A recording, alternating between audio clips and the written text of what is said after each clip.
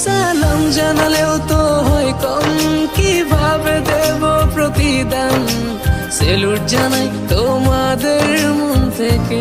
আসসালামু আলাইকুম everyone, welcome to my another new blog. অনেকদিন পর একটা ছোটখাটো ভিডিও নিয়ে আসছি। আশা করি এই নতুন ভিডিওটা আপনাদের কাছে ভালো লাগবে।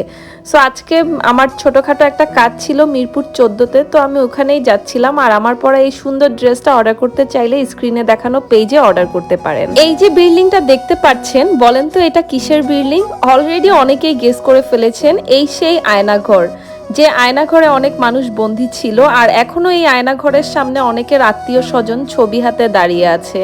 এই বিল্ডিং এর সামনে দিয়ে কত আসা যাওয়া করেছি, অথচ জানতামই না এটার নিচে একটা আয়নাঘর রয়েছে। এই ব্যাপারটা দেখে আমার খুবই খারাপ লেগেছে। তারপর দেখলাম আমাদের দেশের তরুণ সমাজ লেগে পড়েছে আমাদের দেশকে আরো সুন্দর করে গড়ে তুলতে। তাই ভাবলাম ওদের জন্য আমার পক্ষ থেকে ছোটখাটো কিছু একটা করা যাক। এই যে ছেলে মেয়েগুলো বাসায় হয়তো কোনোদিন এক গ্লাস পানি ঢেলেও খায় নাই, আর সেই বাচ্চাগুলো আজকে চলছে নতুন করে দেশ গড়ার চেষ্টায়।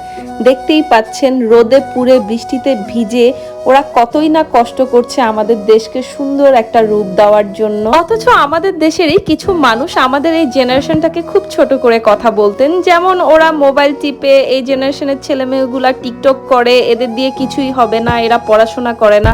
অথচ এরাই নতুন করে দেশ গড়ার দায়িত্ব নিয়েছে।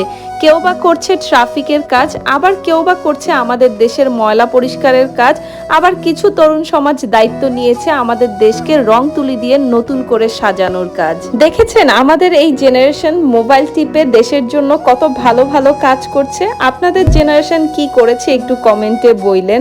তবে আমাদের দেশের সবার উচিত আমাদের এই তরুণ সমাজের সাথে থাকা এবং আমাদের এই ছোট ভাই বোনগুলোর জন্য কিছু করা, ওদেরকে সাপোর্ট করা, ওদের মধ্যে অনুপ্রেরণা জাগানো, যাতে ওরা দেশের জন্য আরো ভালো ভালো কাজ করতে পারে।